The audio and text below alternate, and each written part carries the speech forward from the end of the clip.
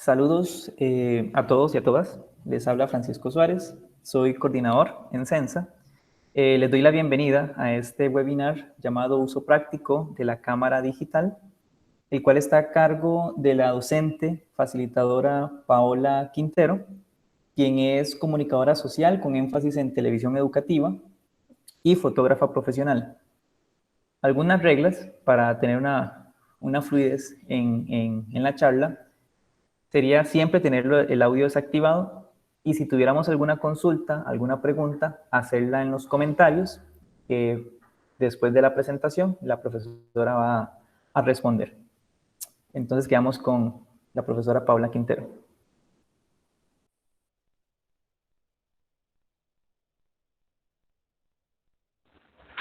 Bueno, muchísimas gracias Francisco por esta oportunidad que me brindas de participar en esta tarde.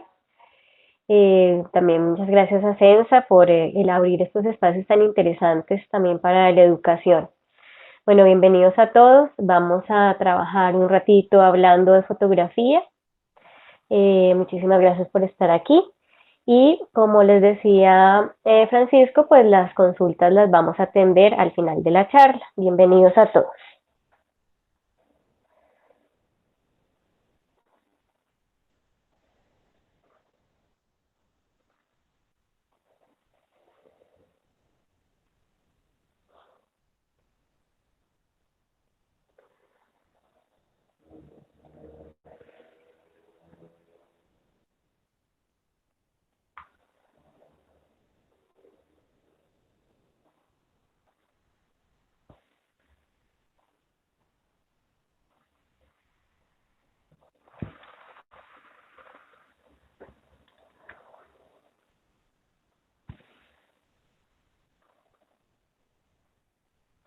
Bueno, vamos a estar hablando del uso práctico que nosotros tenemos de la cámara digital.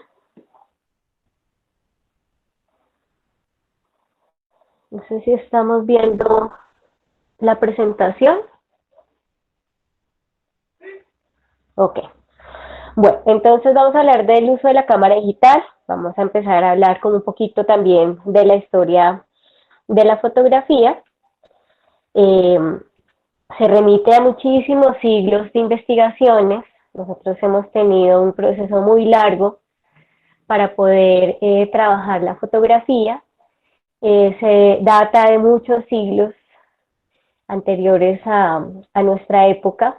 Luego ya vino como una revolución a partir de 1960, cuando ya vino la era digital, pero existieron muchas investigaciones, incluso por allá no voy a hablar del señor Leonardo da Vinci, quien traía también como todas sus ideas maravillosas. Él tuvo muchísimas profesiones, aparte de eso también tuvo que ver un poco con la parte de la fotografía, y se remite como al estudio de decir que las imágenes querían quedar fijas.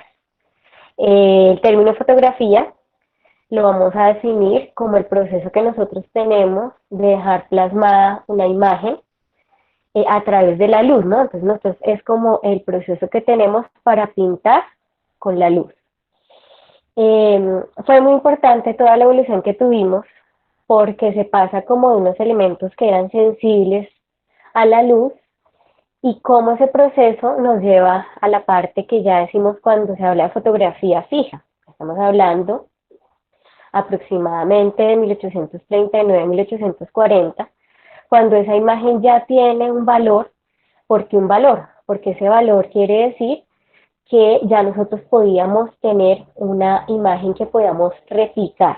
Entonces ahí ya en ese momento teníamos el uso del negativo y a ese se le llama pues daguerrotipo. De ahí vinieron un montón de avances donde empezamos a trabajar la fotografía.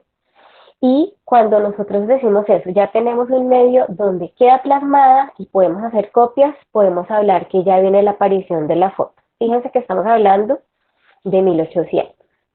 Luego, cuando nosotros empezamos a tener ya esa evolución de la fotografía, todos los fotógrafos y toda la experiencia que se trabajó en foto fue muy interesante porque se volvieron ya muy artísticos, hacían pruebas con los químicos, colorizado, que es en el momento el famoso sepia, seguramente muchos lo habrán trabajado o habrán visto el proceso ya con los abuelos y personas ya más mayores, y ese era el proceso de ponerle color a la luz. Luego ya vinieron pruebas en estudios, incluso venían de una parte que eran los estudios de Japón de Kimberly, donde se tenía ese proceso que nosotros podíamos pintar el papel y los negativos, era algo que se hacía más. Ya se empezaron a trabajar las capas de color y de ahí vino la fotografía ya como tal, el proceso químico en colores. Pero nuestra era, y a lo que nosotros pues nos hemos dedicado últimamente, ha sido a la parte digital. La parte digital realmente es muy joven, viene a partir de 1960, con todos estos estudios maravillosos avances que ha tenido la NASA, y por allá unos hermanos Maxwell empezaron a hacer unos experimentos para poder tener un sensor, un medio en el cual nosotros ya esa imagen que todavía se capturaba de forma análoga, porque era por medio de cintas y este tipo de accesorios, ya empezaron a quedar directamente grabados en algo que era un proceso donde unas células que eran fotosensibles, hablando de fotones y demás, se unían para que nosotros tuviéramos ya ese proceso digital. Suena muy rápido decirlo, pero realmente fueron muchas investigaciones por medio de esos impulsos fotoeléctricos que pudiéramos tener de la luz una imagen, porque tengan en cuenta que cuando nosotros hablamos de fotografía, no es que nosotros entra directamente a la cámara una imagen, sino que realmente es el proceso. ¿Me oye? Sino que realmente es el proceso que nosotros vamos a tener en la escena. ¿Me están escuchando?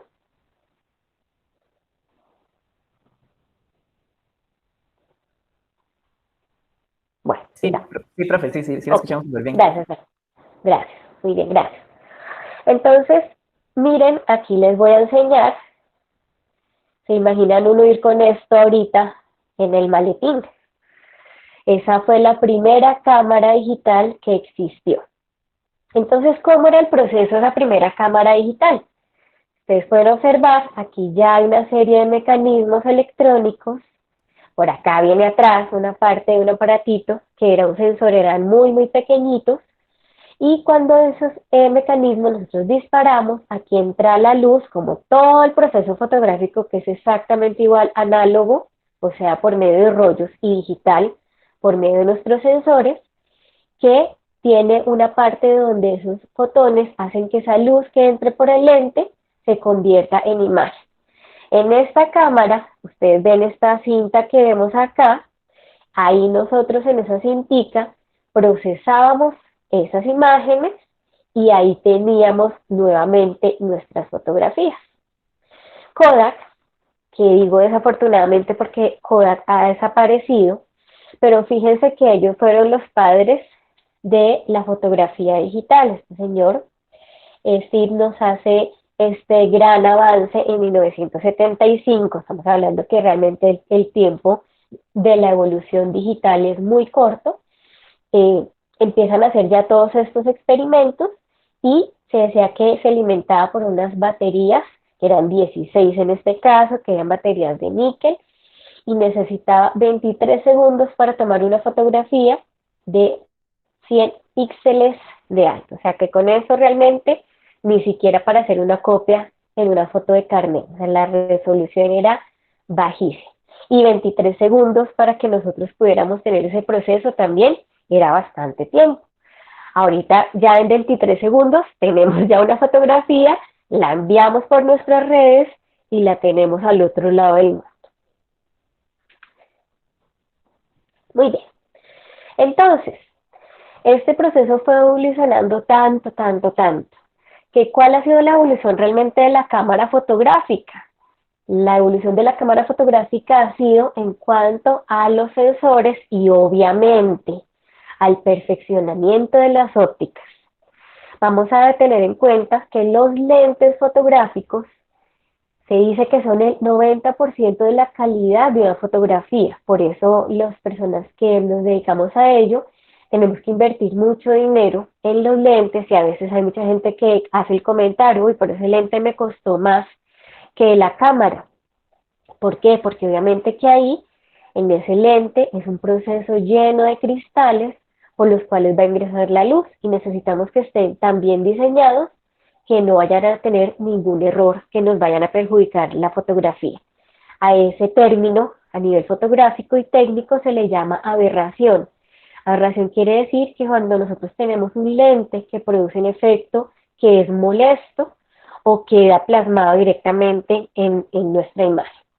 Entonces, ¿cómo hablamos de esa evolución de la fotografía? Fíjense esa cámara que estamos viendo tan gigante a lo que tenemos ahora. Incluso ahora nuestros teléfonos, que son como nuestro primer medio para capturar imágenes, han tenido también una gran evolución a nivel técnico, que ya incluye, por ejemplo, 4 lentes, incluso algunos modelos. Los sensores están tan bien diseñados que no permiten que la calidad de la imagen sea baja. Tienen sensibilidades muy altas, o sea que podemos tener bajas condiciones de luz, de igual forma vamos a tener fotografía. A nivel de cámara, nosotros vamos a tener 3 grandes características que van a diferenciar. Ojo una cosa, cuando la cámara es profesional, no la persona. Aún un equipo no lo hace profesional. Le mejora las condiciones en cuanto a la imagen y el trabajo, obviamente. Pero no quiere decir que la cámara lo haga uno tener ese título.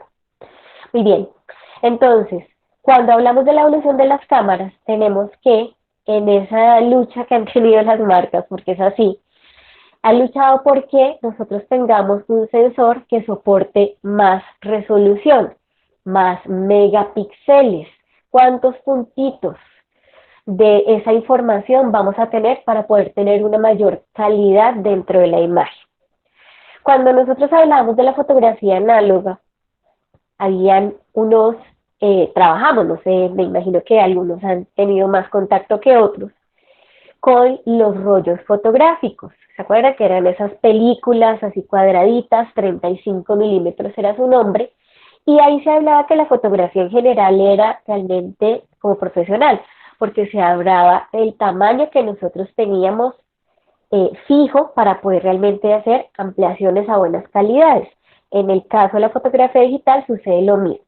¿Y cuál es la diferencia entonces entre nuestras cámaras?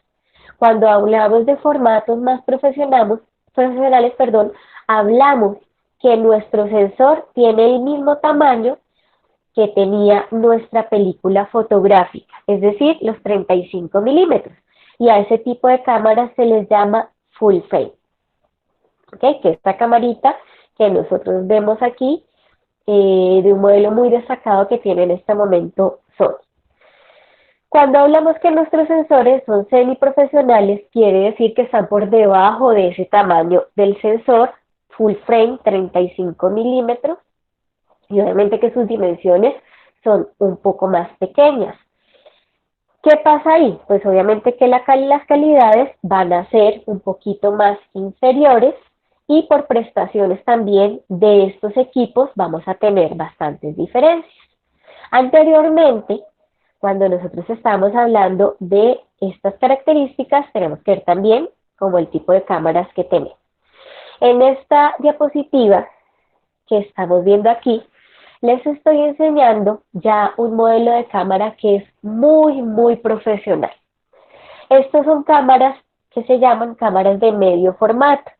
¿Cuáles son sus características? Si ustedes la ven, aquí ella va a tener aquí como un visor, va a tener toda una pantalla que tiene pues toda una estructura por fuera, tiene el cuerpo de la cámara y los lentes. Estas cámaras generalmente se montan como un rompecabezas. Son cámaras que tienen casi 3 veces el tamaño de sensor que tiene una full frame, un formato profesional. O sea que estas cámaras son utilizadas a nivel ya de grandes producciones, de moda, a un alto rango también de fotografía, y que van a servir obviamente para trabajos muy profesionales. ¿Cuál es el punto de uno tener formatos tan profesionales? Pues que uno tiene que ser ahí sí, muy profesional para el trabajo y tiene que saber muchísimo de la iluminación y obviamente de otras características. ¿Por qué? Porque todos los fallos en un formato tan profesional, hacer el sensor más grande, pues esas son características o fallos que van a quedar ya plasmados en la imagen. Entonces, eso es lo que nosotros no vamos a querer, que se nos vayan a ver errores.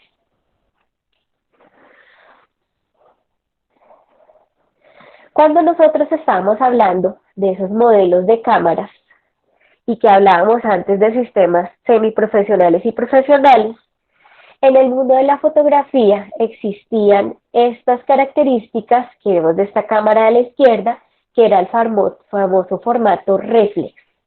¿Qué quiere decir ese formato? Que ustedes lo habrán escuchado nombrar en algún momento. Quiere decir que cuando a través de aquí, del lente, nosotros tenemos en realidad en la cámara dos partes, que sería el lente o el objetivo, realmente es un nombre más técnico, es objetivo, porque aquí es donde ingresa la luz, y toda esta parte donde vamos a controlar el resto de funciones de la cámara, pues es el cuerpo de la cámara. Cuando hablamos de formato reflex, quiere decir que por aquí ingresa por el lente la luz, aquí hay un sistema que nosotros tenemos como una serie de espejos, donde esa luz va a rebotar, va hacia la parte superior donde hay un prisma, que es esta figurita que ustedes ven aquí en la parte de arriba. Por medio de ese prisma, la imagen pega y luego nosotros por medio del visor la vamos a ver cómo es. ¿Cómo es? ¿Cómo quiere decir? Porque aquí toda la luz y todo este proceso entra de forma invertida. Nosotros por medio del prisma o pentaprisma vamos a ver que la imagen ya queda al derecho. Realmente la luz entra así por nuestros ojos, pero nuestros ojos son unos lentes perfectos donde se hace este mismo proceso que tenemos aquí en cámara. Hablamos entonces que existían estos formatos de cámara, donde yo podía decir que una cámara reflex profesional era porque tenía un sensor de un tamaño de los famosos 35 milímetros al formato análogo, que más o menos el tamaño del sensor es 36 por 24. Cuando nosotros empezó a avanzar la tecnología y les mencionaba la cámara Sony que se ha vuelto tan famosa, es porque los fabricantes decidieron que este sistema se pasara un poco a un sistema de unas cámaras que ellos habían sacado hace muchísimos años, que eran las famosas cámaras EDIL, que eran cámaras donde tenían lentes que se podían zafar del cuerpo de la cámara, es decir, objetivos intercambiables, y en este sistema teníamos el mismo sistema, pero los sensores eran más pequeñitos, el famoso 4 tercios, o sea que las calidades no eran tan buenas. Los fabricantes han sido muy inteligentes y llegaron y sacaron este sistema que nosotros teníamos tan interesante acá, realmente el sensor, lo pusieron en cámaras un poco más compactas, cámaras que se llaman ahora mirrorless, porque son sistemas que no tienen este sistema de espejo. Entonces obviamente que este paso directamente de la luz, lo que nosotros estamos observando y tienen esa visión directa por el visor, es prácticamente lo que así siempre observaríamos por la pantalla y la visión es perfecta. No vamos a tener errores de paralaje, que quiere decir que si entra por acá la imagen, la luz, y yo veo por acá, pues hay una diferencia entre ellos, pero ya los sistemas mejoraron para ello.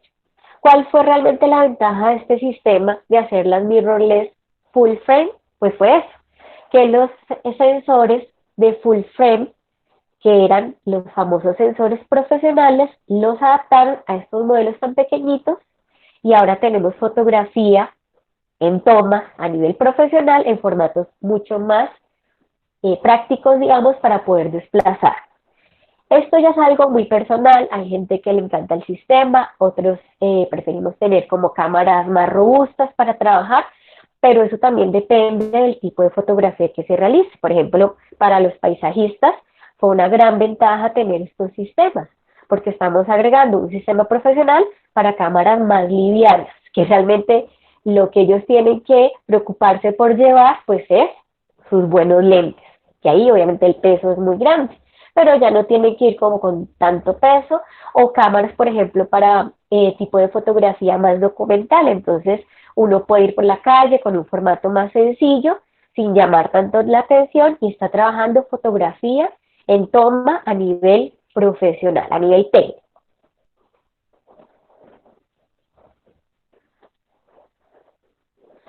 Muy bien. En general, y si nosotros trabajamos desde un celular, podemos tener estas funciones que vemos aquí en esta diapositiva de las cámaras. Nosotros, ¿cuál es la diferencia y por qué hay tantas letritas ahí?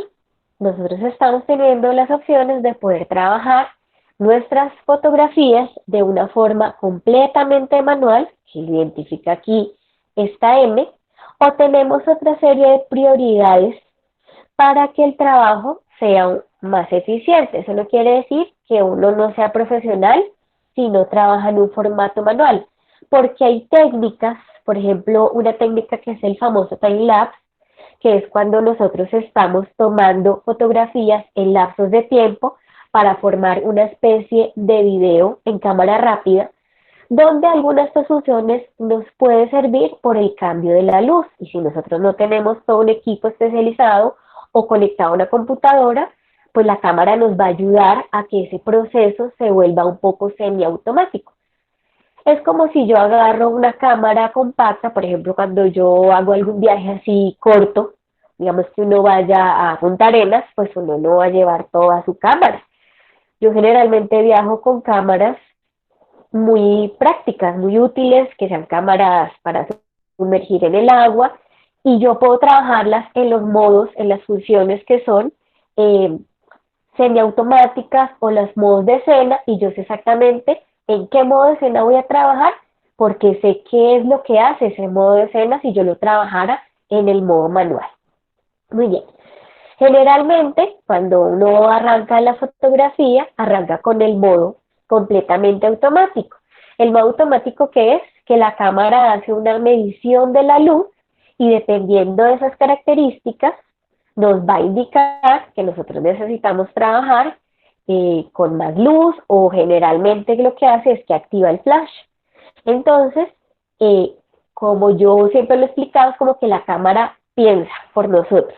La cámara nos va a imponer como las funciones para trabajar de forma óptima y que no vayamos a tener ningún movimiento indeseado en la cámara, o nos vayamos a quedar sin luz, o tenga que subir mucho la sensibilidad y se pueda producir un efecto que sería el famoso ruido digital. Ahora hablamos de ello. El siguiente modo que nosotros tenemos en cámara es esta función, que es esta letrita que dice P. Es un modo semiautomático, es muy útil, digamos, para las personas que están empezando a trabajar en fotografía, porque es un modo que nos enseña un poco a ver cómo nosotros podemos trabajar las funciones manuales, pero ella sigue siendo automática, sino que nos deja trabajar, por ejemplo, si queremos hacer un ajuste de un balance de blancos, un modo de medición, nos permite trabajar con ello. Estas que ustedes ven acá, porque pueden decir, es que mi cámara no tiene esa letrita, tiene una S. ¿Por qué? Porque esta que yo tomé aquí es de una cámara de modelo Canon, y Pentax también se une a este tipo de diales. El resto de las marcas traería, en vez de aquí de una TV, traería una S de Speed o una A solamente, no AV, para ya las funciones que les voy a explicar en este momento.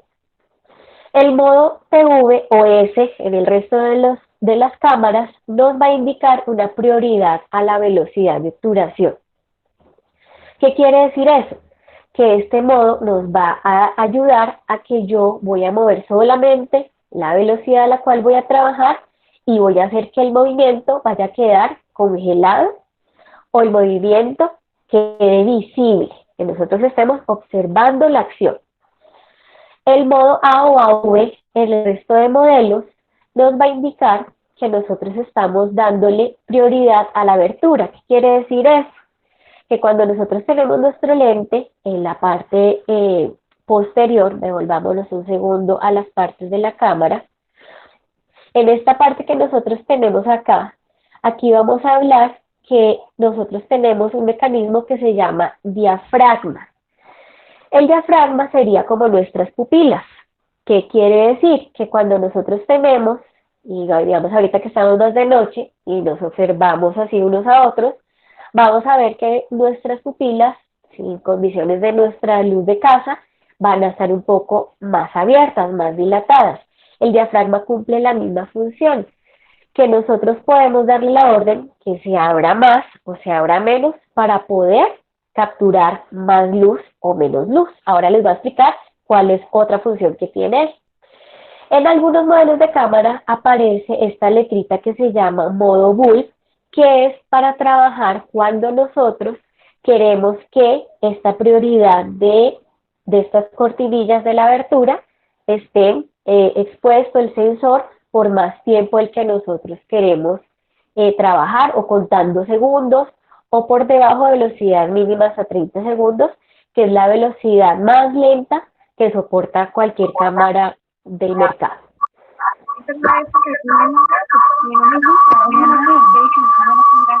Un micrófono abierto, agradezco si lo silencia, muchísimas gracias. Muy amable. Entonces, este modo a veces lo tienen las cámaras afuera, pero si no, ahorita en modo manual, yo ahorita les voy a mostrar ya en cámara, cómo cuando bajamos esta exposición en modo manual, nos va a aparecer esta función. Muy bien, y la exposición manual es exactamente la que nosotros debemos, pues ya en temas más pro, dominar para trabajar nuestra fotografía. ¿Qué quiere decir? Que yo le voy a decir qué velocidad voy a trabajar, qué abertura voy a tener, cuánta luz voy a ingresar y cuánto IS. Entonces, lo que les explicaba respecto a las velocidades es esto que vemos aquí en esta diapositiva. La velocidad de obturación o tiempo de exposición se mide en segundos. Nosotros vamos a tener en nuestras cámaras estas fracciones, porque aquí lo que estamos haciendo es fraccionando los segundos, porque sería muy difícil, digamos, en estas fracciones, por ejemplo, en una que dice 1 sobre 2000, un 2000avo de segundo, nosotros estamos trabajando estas fracciones porque sería muy complicado decir que vamos a trabajar, por ejemplo, 0,0005 segundos de exposición. Es más fácil trabajar las velocidades por fracciones. Es decir, que cuando nosotros tenemos este numerito más grande en fracción, la velocidad va a ser más rápida. El obturador tiene un sonido, generalmente las cámaras.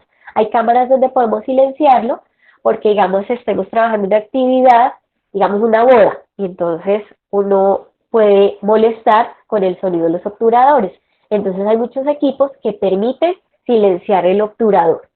Generalmente uno lo escucha y el sonido sería muy rápido a esta velocidad, a 1 sobre 250 segundos.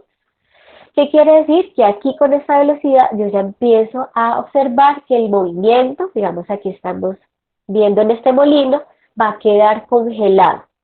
Cuando nosotros empezamos a aumentar el tiempo en el cual el obturador va a estar abierto, nosotros vamos a observar, si se fijan aquí para abajo, el movimiento va a ser visible. Digamos en este caso que tuviéramos personas, las personas se nos verían borrosas. Eso no quiere decir que la foto sea borrosa, porque si yo digo que una foto es borrosa, que el término técnico es trepidada, quiere decir que yo, al disparar por velocidades tan lentas como estas, yo generé movimiento, no que las cosas se desplazan. Muchas veces por allá hay estas historias de historias paranormales, pueden utilizar este truco. Entonces, por ejemplo, pueden poner a una persona con una larga exposición y le dicen, desplácese. Entonces la persona va a quedar como un fantasmita. Ahí hay un truquito y un engaño también que podemos haber caído muchas veces. Entonces, cuando esa fracción de segundo es más corta, el movimiento se va a quedar estático, va a congelarse. Y cuando esas fracciones de segundos son mucho más lentas o uno ya piensa observar que eso lo pone como unas comillitas, ese tiempo de exposición es mucho más lento, el obturador hace como un sonido como y se cierra, ahí el movimiento va a ser más visible. ¿Cuál es el truco de esto? Que yo tenga la cámara firme. Para eso es muy importante accesorios como los trípodes, porque la cámara va a quedar completamente firme. No le voy a dar espacio a mi pulso para que se desplace. Respecto al F, les decía que el diafragma dejaba entrar más o menos luz. Vamos a tener en cuenta que ese diafragma también nos va a permitir que nosotros tengamos espacios nítidos más o menos nítidos. Es decir, que cuando nosotros trabajamos por medio de nuestros lentes y nos permiten tener números más pequeñitos, el espacio nítido va a ser menor. Muchas personas que no tienen conocimientos en fotografía dicen, sí, quiero esas fotos, que me queden las fotos, que el fondo se vea borroso. El término correcto se llama profundidad de campo, pero no solamente es el espacio de atrás, no solamente que usted vea el fondo borroso, sino que la parte delantera también nosotros lo vamos a ver con poca nitidez. Y por ejemplo en esta fotografía, el término correcto que diríamos es que estamos trabajando una profundidad de campo reducida, es decir, que el espacio nítido que nosotros tenemos en la imagen es solamente el del centro. Tengan en cuenta que la fotografía es bidimensional, es que estamos trabajando en un solo plano, pero aquí digamos estamos partiendo esta imagen en varios planos. ¿Cómo la hacemos tridimensional? Por medio de la iluminación y generamos volumen. Eso es lo que hace de una imagen fija que sea tridimensional, pero realmente es solamente en dos planos. Muy bien, aquí entonces hay ya un grafiquito para que lo entiendan mejor a lo que me refería. Si nosotros tenemos en nuestros lentes las aberturas, el número que nos permite tener más abierto esa diafragma, nosotros vamos a tener, como este ejemplo que vemos aquí a la derecha, vamos a tener, como decíamos, la pupila más abierta. Y vamos a tener mayor espacio para que nosotros tengamos una mayor luz. Entonces vamos a tener una cosa, aquí discúlpenme, pero este grafiquito dice menos luz, no, aquí es más luz, en este caso, ¿ok? Aquí vamos a tener una mayor luz, pero lo que vamos a tener es que el espacio nítido que nosotros tenemos en los planos sea muchísimo menor. Al diafragma se le nombra con esta letrita de F, porque nosotros estamos hablando que todo esto es matemático, y en la matemática, porque estamos hablando de óptica, se le dio este nombre al diafragma. Estamos hablando que es un F, un número F. Cuando nosotros tenemos esa abertura mayor, es el número más pequeñito, tenemos más luz, pero los espacios nítidos son menores. Cuando ese espacio que queremos que sea más nítido, vamos a trabajar con números más grandes, pero aquí vamos a tener menor luminosidad. Aquí, como les digo, disculpen, pero este es una menor luminosidad. En cuanto a las velocidades de obturación o tiempo en el cual el sensor va a estar expuesto, es que cuando nosotros tenemos esa fracción muchísimo más grande como esta, ven aquí vamos a congelar el movimiento. Y si nos acercamos a los segundos de exposición, que se simbolizan con las comillitas, aquí vamos a ver que el movimiento va a observarse, va a ser fluido. Yo generalmente le doy término que uno le agrega como dinamismo a la fotografía. Otro aspecto importante que tienen las cámaras es que nosotros podemos trabajar con lo que se llama ISO, que anteriormente venía dado en nuestros rollos fotográficos. Uno iba y compraba ISOs dependiendo de la sensibilidad. Se trabajaba incluso en la era análoga, uno podía trabajar ISO 50 y el ISO máximo en ese entonces era 400. Ahora podemos llegar a ISOs muy grandes con estos modelos de cámaras, donde por ejemplo si yo trabajo un 25600, no se va a producir algo que se llama ruido, que es como que uno viera como si fueran casi los píxeles que están ahí en ese sensor. son como puntitos, anteriormente se llamaba grano, ahora se llama ruido digital, y es que la imagen empieza a perder un poco de nitidez, no calidad, sino nitidez. Como les digo, ahora hay modelos de cámaras muy pro que permiten ISOs muy altos y trabajan en condiciones de luz muy bajas, con ISOs tan altos, pero sin producir que la fotografía pierda calidad. Estos tres parámetros son lo que nosotros conocemos como los tres conceptos básicos de fotografía.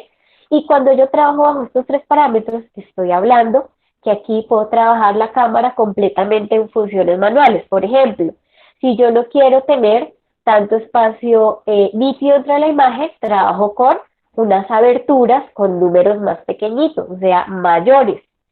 No, es que quiero congelar el movimiento, entonces trabajo más rápido. Es que hay poca luz, si la cámara lo permite, yo trabajo ISOs más altos. Tengan en cuenta que dicen, ah, es que yo no tengo cámara. Bueno, ustedes pueden hacer esto desde los celulares. Hay aplicaciones, ustedes pueden buscarlas y buscan cómo hacer que mi celular trabaje manualmente, la cámara. Y vienen un montón de aplicaciones que ustedes pueden descargar para que el teléfono trabaje de forma más manual y no sea como solo la luz que me está permitiendo el teléfono. Muy bien.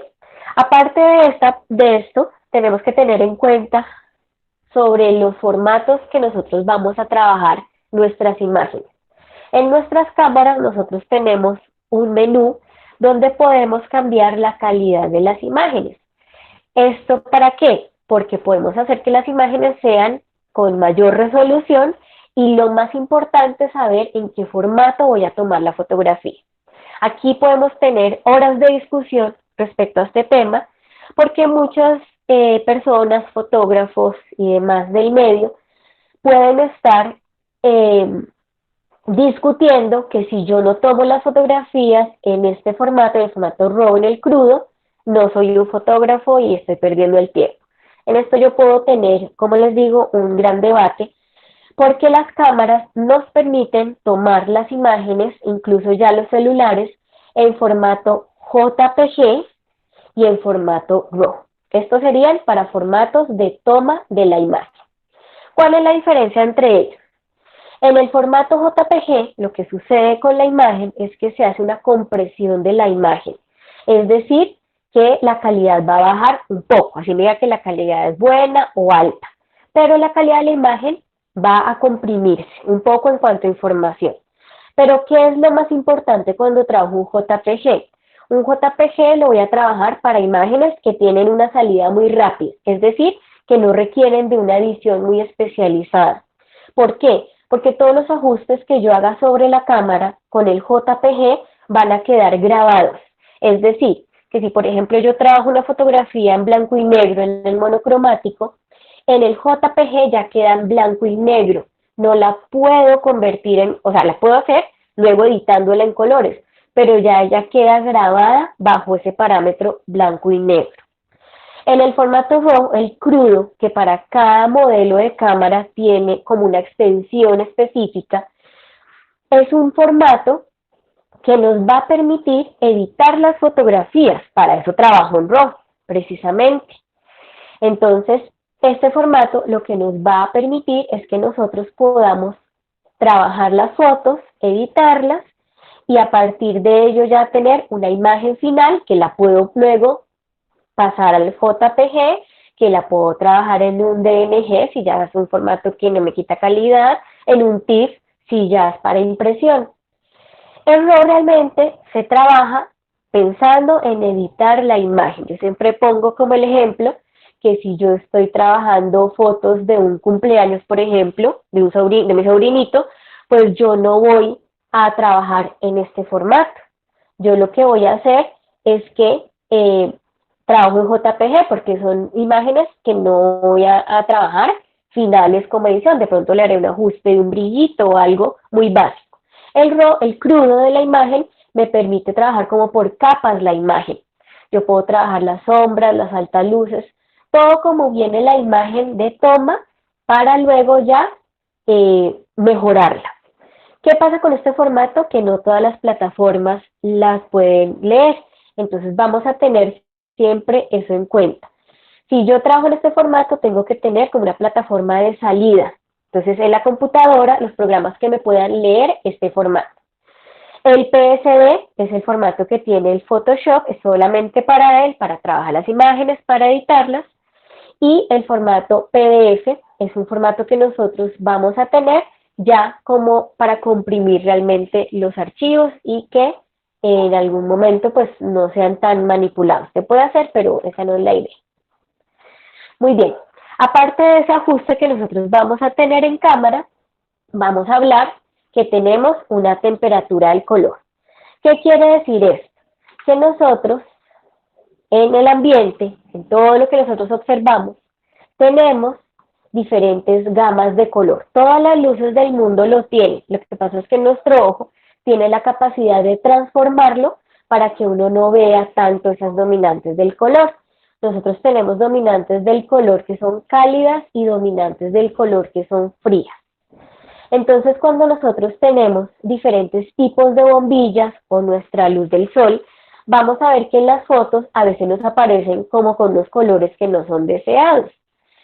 Para corregir esos colores que tienen esas dominantes, nosotros tenemos el famoso ajuste de balance de blancos. ¿Qué quiere decir? Que si yo tengo una luz que me dio un poco más cálido y yo no lo quería tan cálido, pues le hago un ajuste. Que si yo tengo una luz que me está haciendo una luz muy verdosa, entonces yo utilizo el balance de blancos para ajustarlo a una temperatura que sea neutral, que sea aproximadamente a este numerito que tenemos aquí. La temperatura del color se mide en Kelvin y está aproximadamente en los 5500. No estamos hablando de nada calórico ni nada esto de Celsius, es simplemente una denominación que se le dio de Kelvin. Cuando nosotros trabajamos el ajuste de balance de blancos, lo que va a hacer nuestra cámara es que va a quitar esas dominantes del color, es decir, que si yo tengo un exceso de color, ella me pone como una especie de filtro para que la luz se vuelva neutra, la va a llevar al blanco que está en el centro, al 5500 Kelvin, no va a ser una luz de vela o una luz de estas amarillentas que son incandescentes, que nos dé una dominante más amarilla, sino que en este caso nos va a dar una dominante mucho más ajustada a la realidad, a lo que nuestro ojo lo puede ver. Entonces, este es otro ajuste en cámara que nosotros vamos a observar. Muy bien. Y aquí, para la última parte técnica de la cámara, ahorita yo les voy a mostrar ya desde cámara, vamos a tener esto que se llama los modos de medición. ¿Qué es los modos de medición? Y ustedes seguramente cuando han tomado fotografías desde sus celulares, ustedes llegan y pulsan, digamos, una imagen donde ven algo que es muy claro, lo tocan y de pronto se oscurece un poquito. O tocan sobre el lado que es más oscuro y se hace más clarita la imagen. Entonces, en estos modos de medición tenemos una que es la medición evaluativa o matricial o multi, dependiendo del modelo de cámara, que quiere decir que la cámara toma toda la lectura de la luz, saca un promedio y con eso nos permite tomar la fotografía. La medición ponderada al centro, promediada al centro o central, quiere decir que la cámara solo va a tener un promedio desde donde yo tengo mi punto donde voy a enfocar al resto de la imagen y saca como una evaluación de ese promedio y me dice, esta sería la luz correcta para tomar su fotografía. La medición parcial solamente lo incluye Canon, que es solamente como el 9% alrededor de mi punto de interés, y la puntual es más o menos, o spot, que se trabaja mucho en video, es solamente como el 3% alrededor de mi centro de interés. Entonces, ¿esto para qué se utilizan los tipos de medición? Que seguramente ustedes habrán visto estos iconos en sus cámaras, lo mismo en celulares aparece exactamente igual, nos va a permitir que nosotros tengamos puntos de luz que vamos a medir como por partes para que la luz sea muchísimo más aprovechada dentro de la escena. Muy bien, Y ahora voy a pasar, ya dejamos un poco la parte técnica, a la parte de las reglas básicas de la composición. ¿Qué es esto de las reglas y por qué básicas? Porque claro, hay muchísimas reglas, pero vamos a trabajar las más importantes. Quiere decir que la composición en la fotografía es crear una imagen. Entonces, cuando nosotros estamos creando, también tenemos que aprender que hay unas reglas que nos van a permitir montar las composiciones. ¿Para qué? Para que sean agradables al ojo. Aparte de ello, ustedes tienen que tener en cuenta que hay colores que son mucho más dominantes que otros, o a nivel de psicología nos refieren otras ideas. Por ejemplo, un color rojo es el color con mayor peso visual porque siempre el ojo como que le llama la atención ese color y siempre se va a dirigir a él. Y también por estados de ánimo es un color que se utiliza como para trabajar temas, digamos, la pasión se trabaja muchísimo con eso. Si nosotros queremos darle como un mensaje muy fuerte a la imagen, metemos un color rojo y a nivel psicológico va a transmitir esa idea al espectador. Aparte de que tengamos colores dentro de la escena que pueden generar mayor visión para el espectador, vamos a trabajar estas reglas. Cuando nosotros tenemos en nuestras cámaras, podemos incluso activar estas reglitas que ustedes ven aquí, estas líneas, de forma imaginaria, yo lo puedo hacer. Entonces, nosotros vamos a trabajar nuestra imagen dividiendo de una forma imaginaria la composición con 2 líneas verticales y 2 líneas horizontales. Por allá me acuerdo hace muchísimos años cuando yo empecé a estudiar fotografía, le decían a uno como que uno centrara la imagen y al sujeto. Y eso no es tan cierto. ¿Por qué? Porque a nivel ya más artístico de la composición es mejor que el elemento que yo estoy fotografiando esté en donde se unen estas líneas y va a ser mucho más llamativo para el espectador. Si yo centro algo aquí, es porque quiero que tenga una simetría, entonces tiene que tener el mismo peso visual en los 2 puntos de ese plano. A eso se le llamaría regla de los tercios. La siguiente regla de la que quiero hablarles es esta regla de los triángulos, es que sea de forma horizontal el encuadre o de forma vertical, yo voy a atravesar una línea en toda esta parte del eje y luego donde tenemos la mitad de esta línea vamos a trazar otra. Donde se unen estos puntos voy a ubicar los puntos centrales de mi composición. Esto se trabaja de forma horizontal o vertical. Se utiliza mucho para este tipo de bodegones o bodegones también, por ejemplo, para comidas. La siguiente regla es que es la del horizonte. Esta no tiene mucho que ver realmente con la regla de los tercios. Esto simplemente es que nosotros vamos a dividir nuestra composición, sea de forma horizontal o vertical, equilibradamente. ¿Por qué? Porque si ustedes ven esta fotografía, ustedes van a tener mucho mayor espacio. Si ven que aquí el cielo es mucho más grande que, digamos, la parte donde hay arquitectura, porque nosotros también leemos, ojo con esto, de izquierda a derecha y de arriba a abajo. Muchas veces en publicidad nos juegan con esto, ¿no? Que nos ponen por aquí el precio, la marca y nos refuerzan con eso, porque nuestra lectura siempre hace este recorrido. Entonces es muy raro que esta imagen tuviera mayor espacio, por ejemplo, aquí de la parte del océano y el cielo fuera muchísimo más corto. El peso visual no estaría bien distribuido. Entonces hay que tener muy en cuenta esta famosa ley del horizonte. Distribuir los espacios lo más equitativamente posibles, pero teniendo en cuenta que hay un espacio que debe ser siempre mucho mayor en la parte superior. Hay que tener en cuenta que esto, mucho cuidado, no aplica tanto cuando trabajamos retratos. Ahora lo vamos a ver. ¿Ven lo que les decía? Si yo trabajo un retrato, es muy raro que yo haga como esta ley del horizonte y lo correcto es que la persona esté ocupando todo el espacio del cuadrante. Ven aquí cómo está perfectamente distribuido. Este espacio, este aire, espacio vacío, no tiene mucho sentido para un tipo de fotografía como este. La siguiente regla, que es muy importante de composición, es la famosa ley de la mirada. ¿Qué quiere decir? Que siempre tiene que haber un espacio vacío, un aire hacia donde se dirige la acción. Se le dice ley de la mirada no es que solamente aplique para retratos, porque los objetos también nos pueden generar una dirección. Entonces sería muy raro que nosotros cortáramos a las personas como en este ángulo y dejáramos espacio por detrás de ellas.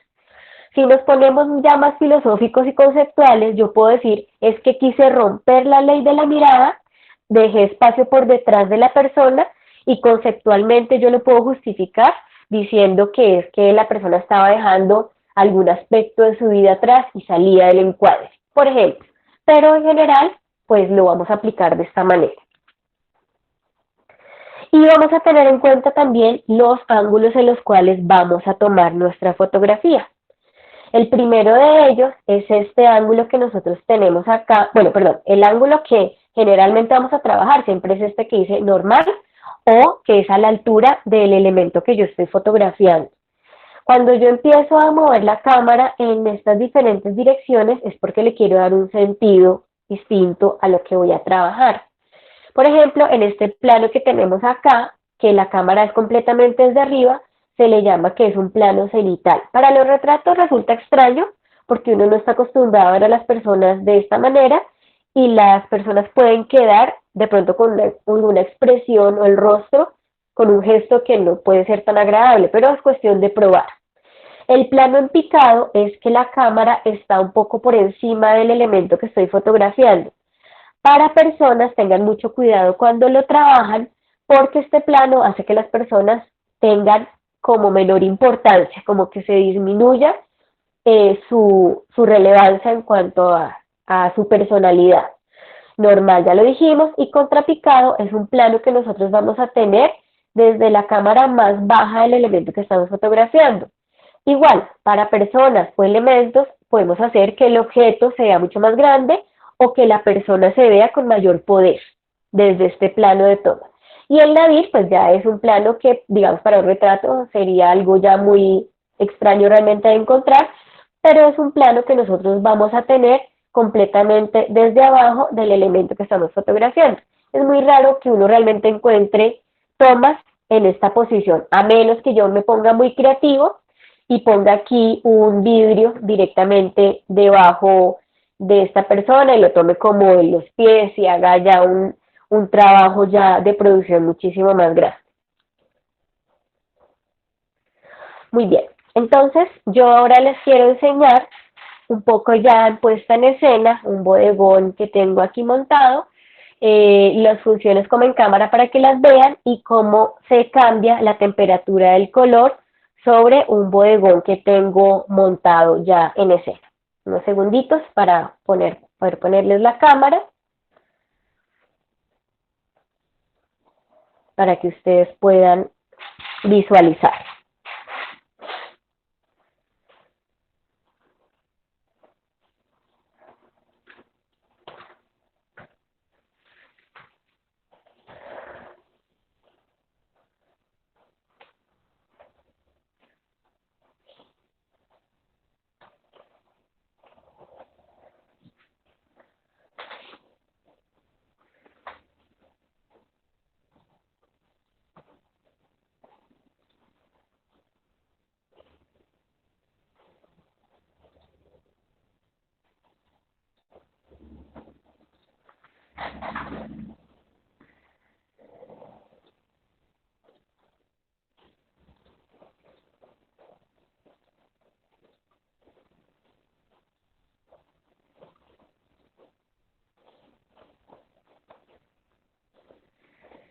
Un segundo, bueno, un segundo porque les voy a compartir mejor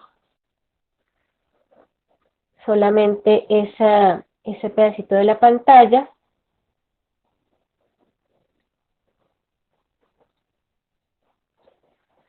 Solo esa ventana y ya ahorita les voy a compartir el resto.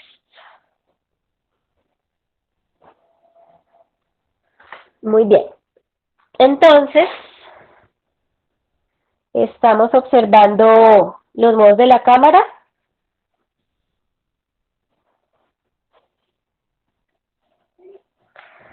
Ok, entonces, en este momento nosotros tengo yo conectada mi cámara para que ustedes, en este caso yo tengo una Canon 70D, Si ustedes ya quieren hacer este mismo proceso, pues lo pueden trabajar en casa, simplemente descargar la aplicación, la de iOS Utility, y también el resto de las marcas pues tienen la opción que nosotros podamos trabajar así. Hay varios programas donde yo también puedo disparar desde pantalla. Hay uno que se llama Capture One, también que les puede ser muy útil si ustedes quieren en algún momento trabajar con previsualización, y por medio del Lightroom lo único que nosotros realmente vamos a tener es como ya visualizaciones cuando tomamos la fotografía, pero son formas prácticas, digamos, cuando uno trabaja ya fotos ya más en estudio o bodegones, por ejemplo. Entonces, lo que yo les explicaba, nosotros lo podemos ver aquí en la parte de arriba de los modos de la cámara. Aquí yo lo voy a ir moviendo el dial para que ustedes lo vayan observando. Ese sería, un segundo, ok, ahí nosotros vamos a tener los modos. Ahí tenemos el modo automático, tenemos la función program. Fíjense que es lo que les explicaba. En este caso, por ejemplo, fíjense que este modelo solo me va a permitir modificar el ISO, no voy a tener más opciones, y algunos ajustes para poder trabajar. Aquí les explicaba el modo de medición y balance de blancos y el ISO, ¿ok? Por este medio programable. ¿Qué es esto que ustedes ven aquí abajo? Que son como unos numeritos donde tenemos un +1, +2, +3, hay cámaras que llegan hasta el +5. Esto quiere decir que nosotros vamos a tener aquí una medición de la imagen, de esa fotografía. ¿Qué quiere decir? Que la cámara, bajo este parámetro que yo tengo aquí, toma un promedio, él saca un ajuste, y yo puedo tener aquí siempre en el modo programable una luz adecuada para tomar la foto. Ahorita lo vamos a ver cómo se comporta en el modo manual porque es muy diferente. Ahí tenemos entonces el modo programable. En mi cámara, como es Canon, como les decía, no tiene el modo speed, sino va a tener el TV. Si yo lo muevo acá, él automáticamente me va a estar moviendo el F, él va a estar ajustando.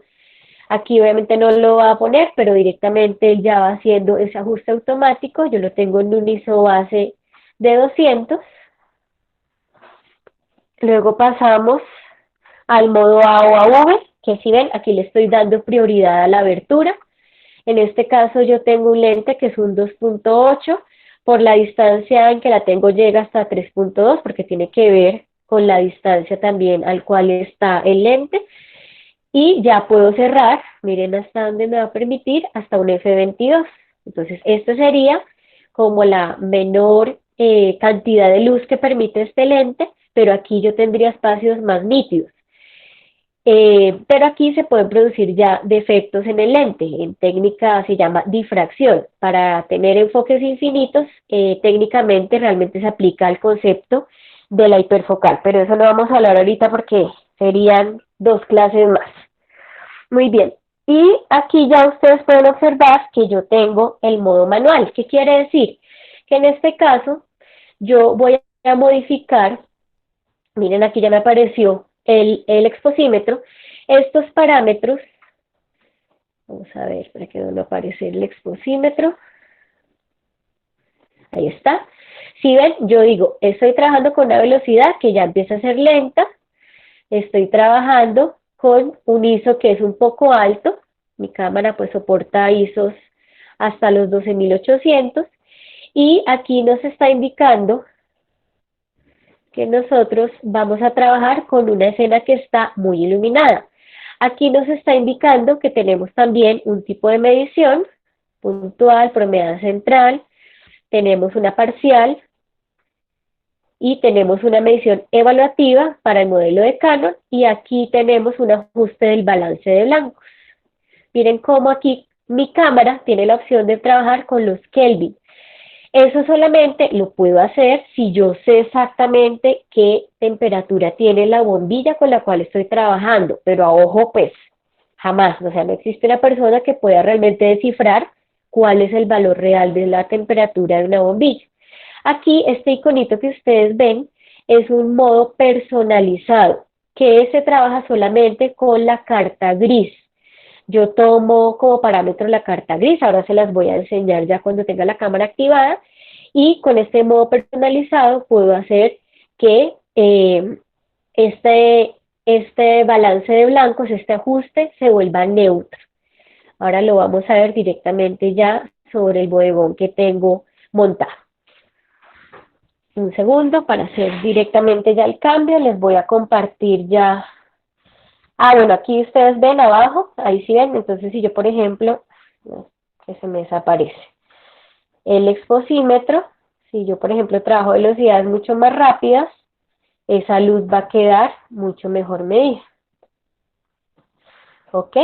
Ese sería. Bueno, y aquí por ejemplo, si ustedes ven, hay unos estilos de imagen, que eso también lo pueden tener ustedes en sus cámaras, que es cuando yo tomo la foto.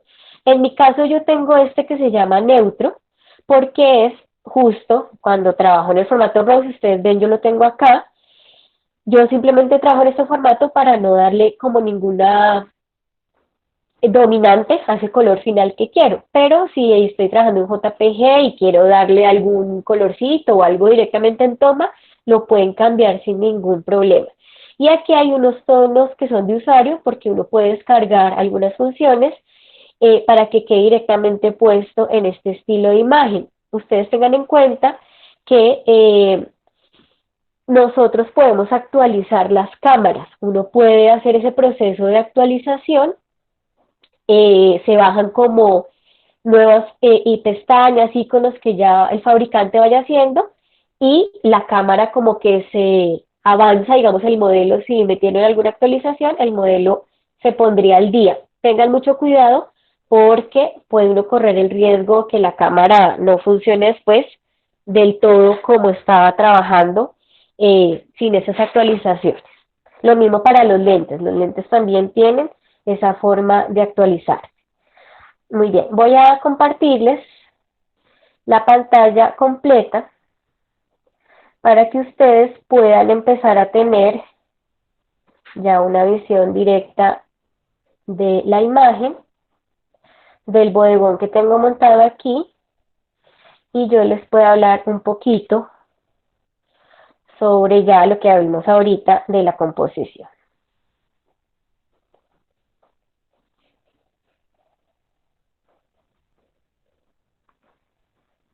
Listo, ahí lo estamos viendo.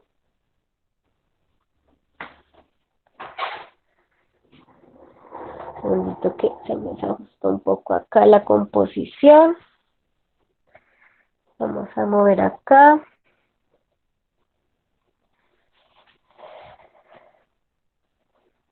Aquí le voy a dar un poquito más de distancia. Ahí está bien, muy bien. Siempre es bueno que nosotros tengamos como un poco más de aire en la imagen, y en este caso, como se trata de un bodegón, yo lo estoy trabajando en enfoque manual. Si yo muevo la ruedita que tiene el lente, yo directamente le voy a enfocar. ¿Cómo se me facilita más el trabajo? Porque como ustedes lo ven, yo estoy trabajando directamente con la pantalla de la compu. Entonces, como es más grande, pues lo puedo estar visualizando muchísimo más. Muy bien, si yo, por ejemplo, ya aplicara esos ajustes que nosotros tenemos directamente desde la toma, entonces, por ejemplo, aquí yo podría modificarle la temperatura que tiene la imagen. Vamos a verlo aquí.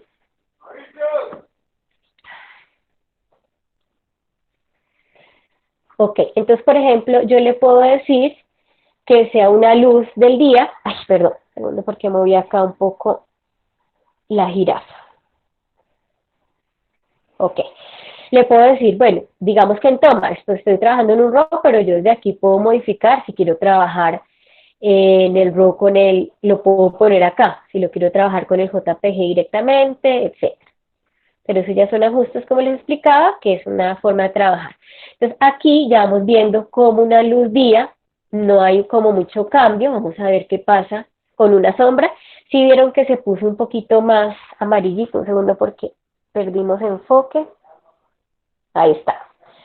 Entonces está diciendo que él haría como que pone un filtro en esa sombra. La sombra siempre nos suele dar unas temperaturas más frías. La foto se tomaría más calidita para recuperar esa temperatura fría que nos dio. Luego nosotros vamos acá, nubes, se comporta un poco igual a la sombra, obviamente estamos trabajando a temperaturas más frías. Vamos con esta que sería la famosa bombilla incandescente tungsteno. Piensen siempre, yo siempre pongo el ejemplo del Teatro Nacional, que el teatro es muy amarillito, entonces con esta temperatura, fíjense cómo se va viendo, se pondrá como un filtro prácticamente azul, y nosotros la temperatura, digamos que tuviéramos aquí estas bombillas, no se vería azul, sino que haría el ajuste directamente en la toma. Se vería más blanquita, pero en este caso, como estas luces, tengo ahorita dos sombrillas con luces LED, pues obviamente que este ajuste no le va a funcionar. Luego este de acá, que era el famoso, segundo, se me está moviendo, ahí está, que sería para el famoso fluorescente. El fluorescente, miren, si ven, pone como un filtro que es como rojito. El fluorescente lo que tiene es que lanza siempre una luz que es más fría, es como más verdosa. No sé si, bueno, los que trabajan en fotografía han comprado filtros. Hay un filtro que se llama SLP, que es así este color, es como un color fucsia. Entonces lo que hace la cámara es que pone ese tono y nosotros estamos observando que la fotografía pues ya no tendría esa dominante verdosa, sino que sería más neutra, más blanca. Y esto sería para flash, digamos que yo estoy tomando el flash suele que las fotos sean un poco más blancas. Realmente el flash es un elemento muy importante para tomar fotografía, pero en el caso de su temperatura, él puede darnos como que la luz se nos enfríe un poquito. Entonces, digamos, con este ajuste, nosotros podemos recobrar un poco el cálido que tiene la imagen. Y como les decía, este personalizado es si yo directamente puedo tener y hacer el ajuste aquí en cámara. Esta es la que les decía, la famosa carta gris. Yo desde aquí puedo tomar la foto y luego en edición, con el gotero, tomo este gris de acá, que me hace neutro, y en ese caso la fotografía perdería dominante del color que tengan las luces que tengo en este momento en toma. O si lo quiero hacer, digamos en el JPG, yo puedo tomarlo aquí, digamos acerco más la carta, no importa que no haya enfoque porque estamos tomando realmente tono. Tomaría la fotografía aquí y luego ya en cámara me voy a los ajustes que tengo para que esta imagen sea la que nosotros estamos trabajando como referente para el ajuste de balance de blancos. Muy bien. En cuanto a composición, aquí nosotros podemos observar que trabajamos estos elementos. Estos son herramientas de afinación de piano. Agregamos al final aquí unas teclas. Entonces lo que hicimos fue que trabajamos en conjunto para qué sirve cada una de estas herramientas. Entonces, por ejemplo, aquí hay unos martillos. Esta sería como la lijita para poder pulirlos más. Esta es una famosa llave de afinación. Esto se utiliza como para silenciar un poco las teclas. Tenemos aquí unos pines también que van en el proceso de las teclas también. Bueno, aquí agregamos estas teclas. Aquí tenemos unas cuerdas de afinación. Esto sería un accesorio para poder sacarlas. Y la brochita simplemente para limpiar. Si nosotros, por ejemplo, moviéramos esta brochita y la pusiéramos aquí en el centro del encuadre, que quedara, digamos, lo más, bueno, recto posible, como que nos va a romper la composición. Y fíjense lo que les hablaba, tiene una base roja que puede romper un poco el detalle. O si yo llego y la pongo por acá encima, entonces aquí estoy haciendo como que la mirada se me vaya para allá. Fíjense cómo acomodamos los elementos de tal manera que hicieran, digamos que yo, y luego lo vamos a trabajar como una imagen que sea para vender una marca más publicitaria. Yo en esta parte podría poner ya todo un rótulo y dejo todo este espacio. Incluso miren que se ve mucho más parejo. El rojo es un color, miren cómo llama la atención, y aquí puedo cambiar esta parte de la composición. Fíjense cómo todas las piezas van haciendo este giro, vamos haciendo como algo que se llama también ritmo. Y cuando nosotros hablamos de composición, hay algo también que se aplicaba, que era más para la pintura, la famosa regla áurea o la divina proporción, que era en una zona donde los elementos de mayor peso visual hace como una curvita y vienen para que nosotros nos fijemos como siempre en ellos. Aquí también como hay un ritmo, puede que se haga una lectura de toda la composición. Si yo, por ejemplo, moviera este elemento, lo mismo, y lo pongo como aquí en la mitad del encuadre, tampoco, o sea, como que el peso visual vendría mucho aquí al centro. Fíjense que aquí hay piezas que son eh, blancas, miren como aquí yo también quise jugar con esta esquina, para que esta herramienta viniera siempre saliendo aquí de este encuadre y yo tuviera como más atención a esta zona. Respecto a una paleta del color, que sí, igual se incluye porque aquí tenemos esta continuidad de paleta del color para que no fuera como tan blanco o tan marrón, entonces yo pude agregar esta brochita, incluso la puedo meter un poco más y ahí tengo también otro tipo de composición. ¿Se pegó? Un segundo.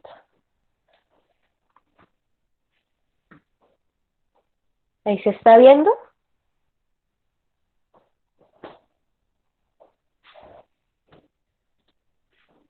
No sé si se pegó la imagen.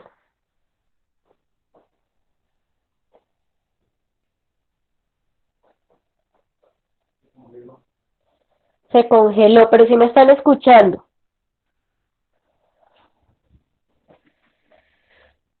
Voy a volverla a abrir. Voy a reiniciar la cámara a ver qué pasa. ¿Sí me escuchan? Ok.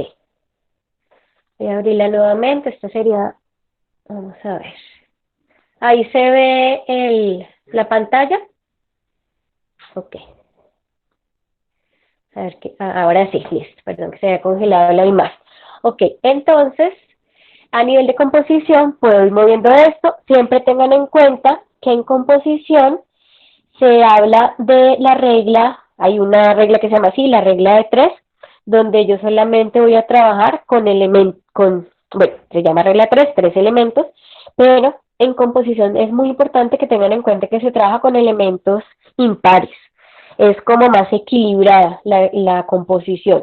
Entonces, por ejemplo, acá están ellos, este grupo, pero son 5 elementos realmente. Y si yo empiezo a moverlos dentro de esta composición, puedo también, como ustedes vieron, hice un conjunto de piezas, puedo revolver cosas que no tendrían mucho sentido para el trabajo y quitar ese peso que tenemos visual ahí. Mucho cuidado, aquí este fondo sí tiene que ver con la composición, a veces hay fondos que nos distraen, entonces yo digamos que hubiera puesto aquí, incluso lo probé sobre una madera, pero era como mucho peso, perdón, no se veía muy bonito los elementos. En este caso, pues, contamos con estas partituras, entonces ya tiene que ver, pues, con el tema de la música y quita también como lo que distraía la madera. Traten siempre de trabajar, en este caso pues hay fondos que están aquí, las partituras, está escrito, pero intenten siempre trabajar fondos neutros, es mucho mejor para las composiciones, superficies que sean limpias. Yo aquí quise dar un poco de decir, esto está desordenado, pero hay orden dentro del desorden, entonces siempre tengan mucho cuidado en temas de composición, y si aquí vemos por equilibrio visual, como les digo, las figuras generan un ritmo, o sea, todas ellas son un conjunto, y no hay como una, o sea, digamos que uno ve, obviamente que las teclas pues son más blancas, más brillantes, entonces el ojo intenta de pronto irse acá, pero en general ya teniendo el resto de colores y como el rojo me atrae, entonces quito como todo el punto de interés hacia las teclas. Es un pequeño bodegón que quería mostrarles para trabajar y fíjense cómo se puede distribuir. El plano que yo tomé, ustedes lo ven, está trabajando completamente cenital.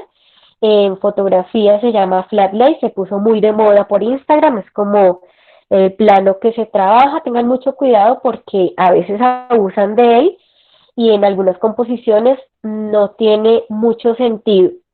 ¿Por qué? Porque, digamos, por allá una vez vi una publicidad de unas carnes riquísimas y no se veía como así que eran gorditas y jugosas, sino que las aplanaron. Entonces no abusemos de esa técnica. Ya a nivel más profesional, bueno, yo les mostré cómo en cámara nosotros podemos trabajar esa exposición que era mostrando, ay, perdón, un segundito, era mostrando aquí como si yo muevo una velocidad, fíjense ahí en la imagen, se hace más clara o más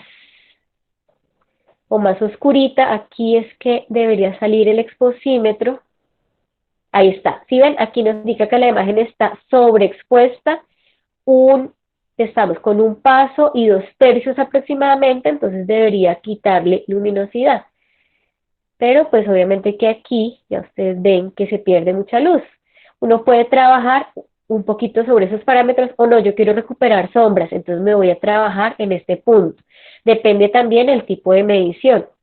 Si yo, por ejemplo, lo varío, entonces la medición de la luz también me va a variar. ¿Ven? Mire que incluso aquí se me movió el exposímetro.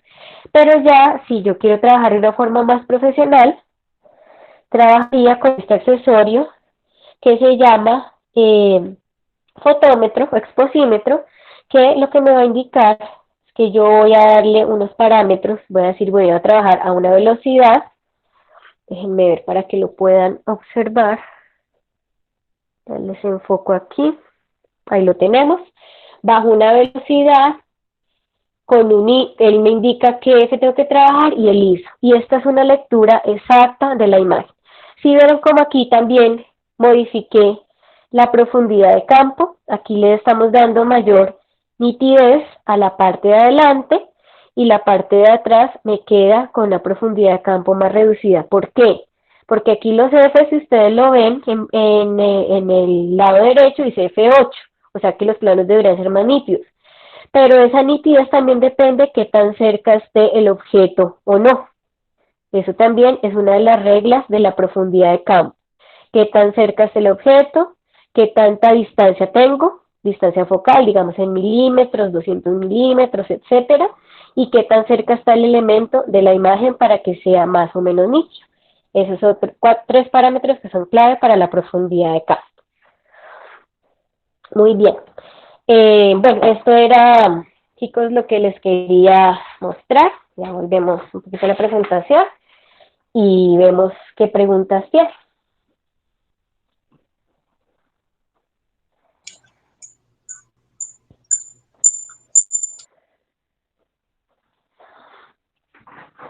¿Habían preguntas?